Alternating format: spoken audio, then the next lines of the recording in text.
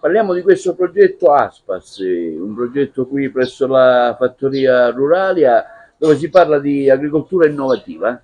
Sì, sicuramente è un'ottima occasione per presentare i risultati di questo progetto sulla sostenibilità di questa cultura che è innovativa. Ed è un po' una delle branche del PSR, quello di introdurre nuove soluzioni, nuove opportunità per gli agricoltori, e quindi questi risultati poi vanno divulgati e trasmessi al maggior numero di persone possibile. Fra l'altro l'innovazione è importante perché il clima, con i cambiamenti climatici, le culture si vanno quasi spostando. Si parla delle colline del Monferrato che vengono olivetate, quindi con oliveti, quindi la cultura dell'olivo si innalza, e da noi, a causa della siccità, bisogna utilizzare altre culture dove il risparmio idrico è minore, è maggiore, e dove si può produrre anche ad alte temperature. E l'asparago rientra tra queste culture. Come è stato accettato il progetto non solo dell'asparago, ma so che come assessorato all'agricoltura ci sono tanti progetti innovativi. Questa misura 16.1 ha diversi progetti innovativi su diverse specie, e il filo conduttore è l'innovazione, quindi l'innovazione, cioè sono tutte attività rivolte ai giovani, perché è chiaro che devono essere i giovani ad innovare e a dare nuove possibilità di nuove soluzioni per questa agricoltura che cambia di giorno in giorno.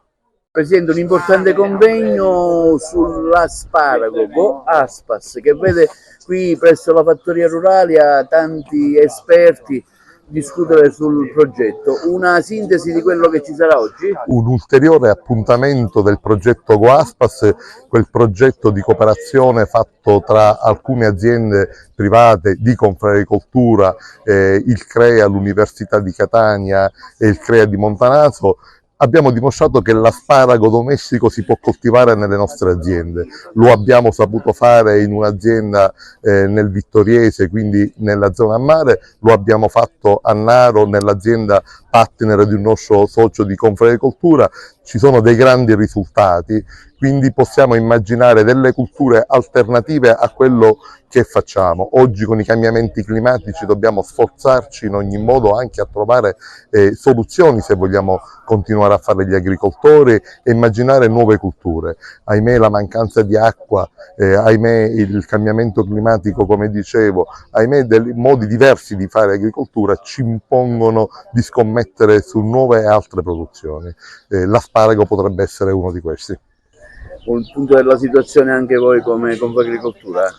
Ma sente, è un momento molto disastroso. Quello che mi lascia l'amaro in bocca è che ieri la Commissione Attività Produttive, chiamata a ragionare su dei voucher in agricoltura, dove la Confagricoltura non era d'accordo per le modalità, perché avremmo preferito che si dessero dei soldi agli agricoltori, e invece per senso di responsabilità abbiamo aderito alla proposta del Presidente Schifani di fare arrivare, purché si facesse in fretta, quindi aderire ai voucher per il foraggio degli animali. Bene, a distanza di 13 giorni la politica non si assume le responsabilità, rinvia di una settimana la discussione, ma i nostri capi zootecnici, i nostri animali non possono aspettare. Ecco, il nuovo Parlamento europeo, cosa si ci aspetta dal nuovo Parlamento europeo ma senta, per la politica agricola della PAC? Ma senta, noi ci aspettiamo tanto dal governo regionale, perché poi siamo una regione a statuto speciale, tanto dal governo nazionale. Non ci piace quello che succede nelle aule della Camera, perché è veramente una vergogna quando c'è un paese